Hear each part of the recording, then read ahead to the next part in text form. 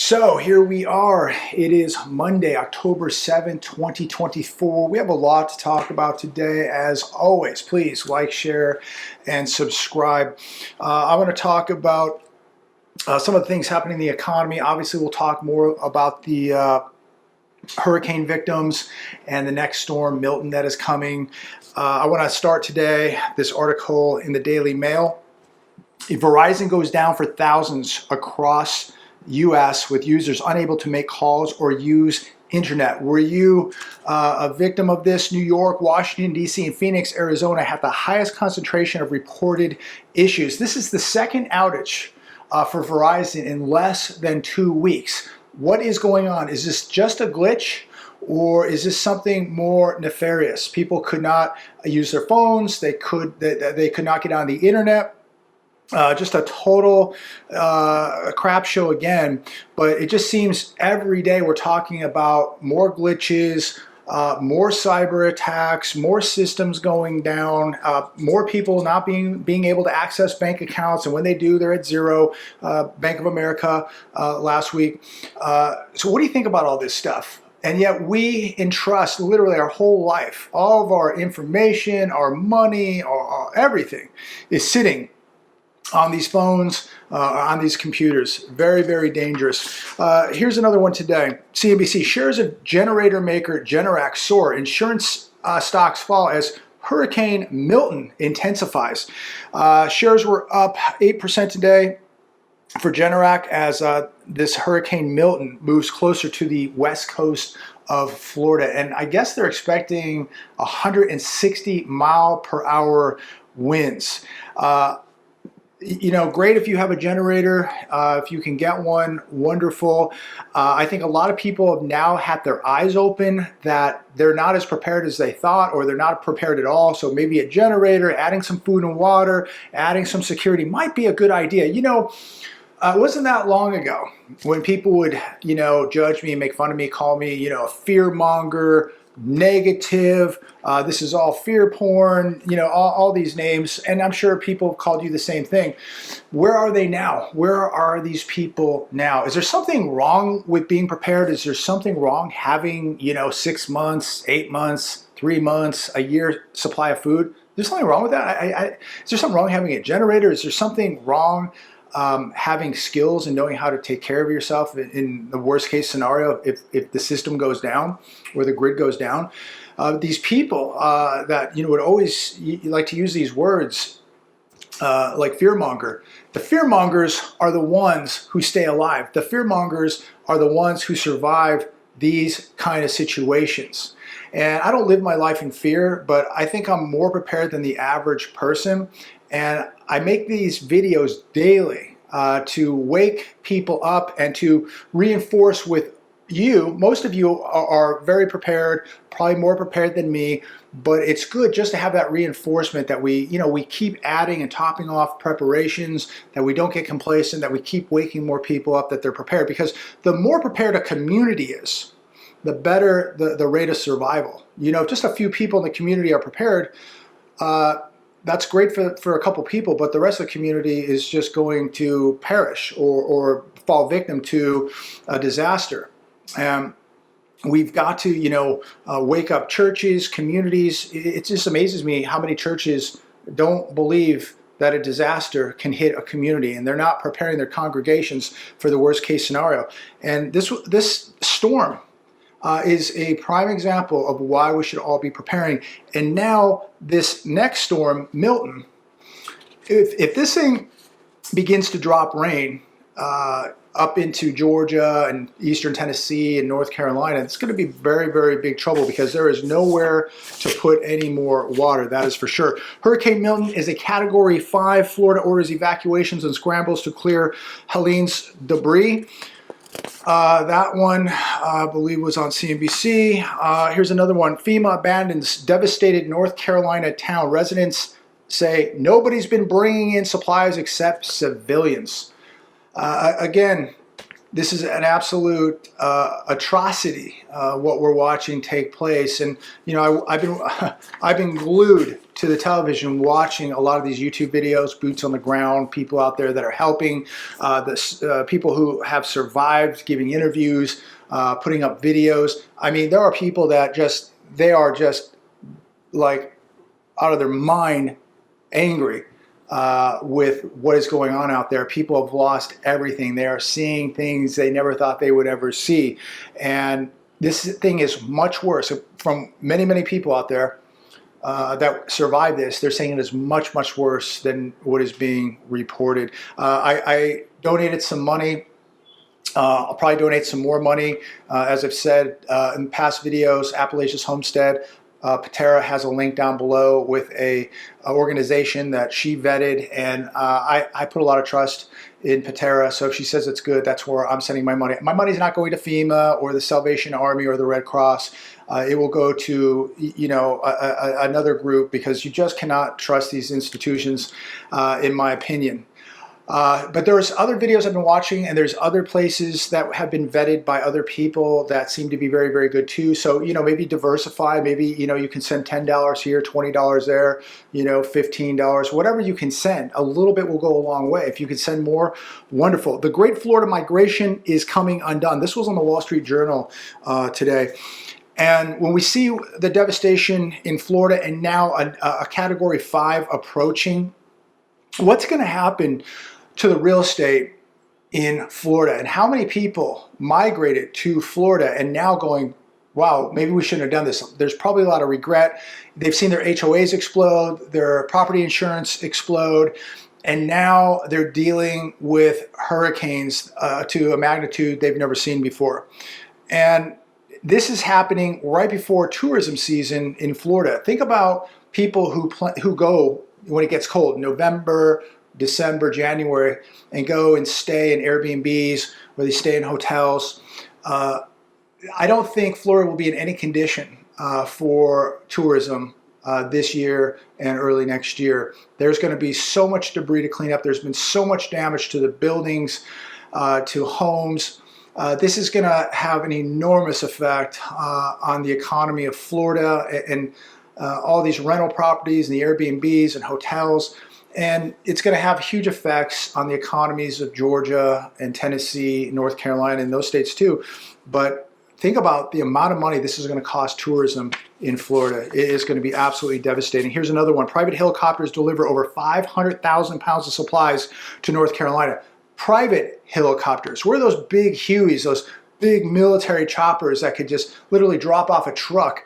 Cargo loads of food, generators, tents, portable housing.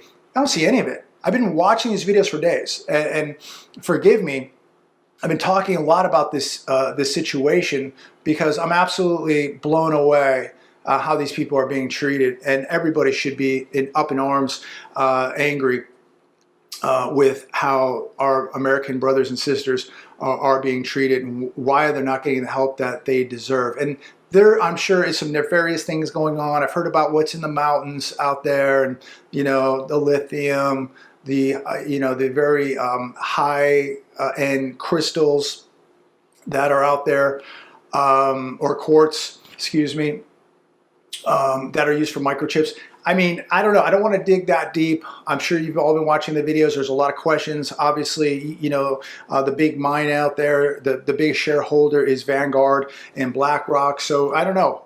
Is there something more to this? That's something I guess we're going to have to dig deeper into, but it definitely makes you begin to ask questions of what's exactly going on down there and why they're purposely not helping people. And when I'm watching these videos for days now, I just don't see a lot of government workers. I don't see a lot of FEMA camps. I remember Katrina, they had those like little houses, and they had those FEMA tents, and you saw the food lines, and they were dishing out a lot of food. I just don't see it in this one. It's just not happening. The government, the system, nobody is coming to help you, ladies and gentlemen. And fortunately for these people, there's some good Americans, some good civilians who are really the heroes here. It's not government workers, it's not FEMA workers, it's nobody but the civilians who are trucking in supplies, who are flying it in on little airplanes and helicopters, driving it up in cars and vans. It's the average American who is helping the average American. Again, I just don't see the FEMA tents. And from what I was reading is, if you do see a FEMA camp and you can talk to a FEMA worker, they give you a flyer and direct you to go online to their website to, get help, get assistance, get money. But if you have no cell signal, no internet, how in the world do you get this money? And most people won't even qualify probably for this money to begin with, but how do you even get it if you have no access? Some people don't even have a phone. They have no ID. They have nothing. This is it's unexcusable what is going on. Shifting gears, CNBC today. This is interesting. 10-year Treasury yield rebounds back above 4%. So people say, well, who cares, so what? Well, guess what's tied to the 10-year? Well, the 30-year mortgage rate. When you need to go buy a house, borrow money, it's tied to the 10-year. And it is now creeping up. And I think the 30-year fixed mortgage rate now is somewhere near 6.5%. The 30-year fixed mortgage rate jumped 27 points from 6.26 to 6.53% on Friday. So we keep getting the news that the economy, we're soft landing, the economy is booming, wages are going up, GDP is going up, there's more jobs than ever, yet why are people not buying homes? This is the worst housing market since the great financial crisis. Mortgage applications are way down. And across the board, sales across America are down. Home sales are down around 35% compared to pre-crisis numbers. So if everything was so great, how come people just aren't going out and buying a home? And now that mortgage rates are beginning to creep back up, could we see them go back to 7+%? Yeah, I guess we could. And what does that mean for housing? It's going to get a lot slower. And something's going to have to give. People are going to have to wake up and realize, if you're a seller, this is not 2022 anymore. That train has taken, that ship has sailed. People are going to have to wake up and realize that they're going to have to start bringing the price of their homes down, because there is less and less qualified buyers out there now. And the ones that are out there are a little more educated to the market now, and they're not going to pay these ridiculous prices. Home Depot hastily exiting warehouse space, scaling back more than 3 million square feet in a month. I talked about this yesterday. Another bad sign to what's happening in the economy and the housing market. If people were buying houses, you would see Home Depot booming. They're not. They can't afford to even take care of the homes they're in. Between the HOAs, property insurance, property taxes, maintenance, utility bills through the roof, people aren't going to Home Depot now and buying a new sink. They're not doing their bathrooms. They're not putting in new flooring. They're just trying to hang on. They can barely, if they're lucky, they're paying their utility bills right now. So another bad sign.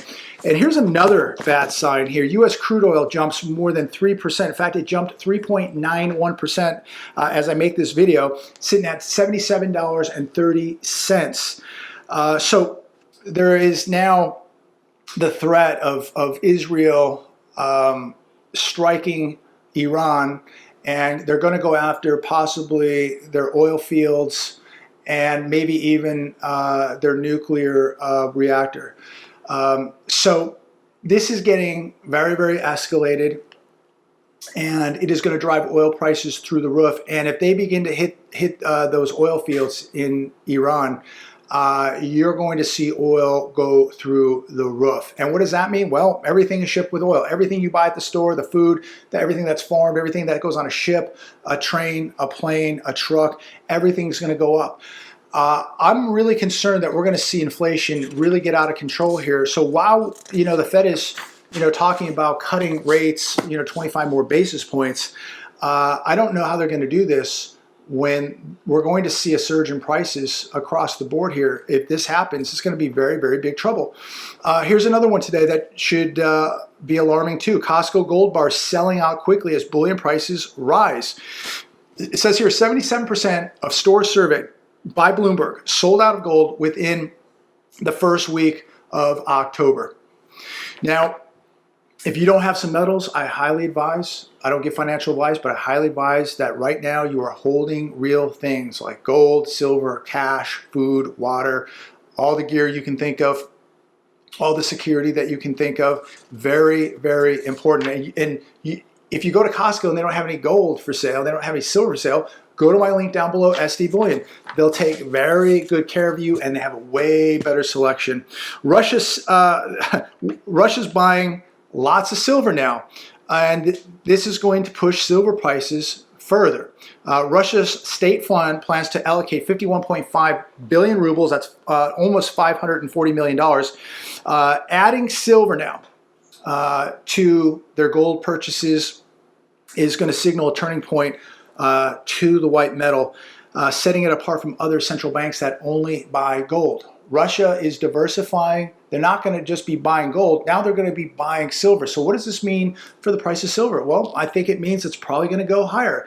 And if we begin to see oil fields burning in the Middle East and Russia buying silver now, what do you think is going to happen to the prices of the yellow and white metal? They're going up. And of course, the more inflation we see in America, the more uncertainty, the more problems with this economy. It is only going up. These are projected to be the fastest growing jobs in the United States. Now, I'm not going to go over all of them. Here's a handful. Here's where the jobs will be from 2023 to 2033. They're forecasting 821,000 jobs in home health care and personal aids. Now, these jobs, many of them are just part-time. The full-time ones will pay an annual wage of $33,500. That's not a whole lot of money. But this is where the jobs are going to be. Low-paying part-time jobs. They're forecasting 245,000 restaurant cooks are going to be needed over the next 10 years. Annual pay, $29,500. Fast food and counter workers, 213,000 will be needed in the next 10 years at $29,500. Stockers and order filers, we're going to need 169,000 of those at $36,400 a year. If you're making this kind of money, you're going to be in very, very big trouble. If you're making this kind of money right now, you're in very, very big trouble. And it's really, really sad because everything that is happening, the cost of everything, the cost just to live day to day, is not allowing people to save money. So they cannot buy a house. They cannot even prepare at this point. It is too late, unfortunately, for millions of people to even begin to prepare for what's coming because they're completely broke. They're falling behind every day. And how in the world do you go out now and buy some gold or buy some silver or buy extra food, extra security? How do people do this now when they're living paycheck to paycheck and they're falling behind, when they can't even pay their electricity bill? You know, people, I feel really, really bad. I feel really, really bad. I've been making these videos for, I don't know, 7 years now, 8 years. And there were people that were making pretty good money years ago. Now they're not. But, you know, people didn't want to listen. They just wanted to continue to take the trips, spend money, go deeper into debt. And now people are getting nervous because this storm is a major wake-up call for how quickly things can happen. Wait till something else happens, that maybe it'll be a cyber attack or it'll be some other type of attack here on U.S. soil, and people are going to be in panic mode and they're not going to know what to do, and they have nothing. They have no resources whatsoever.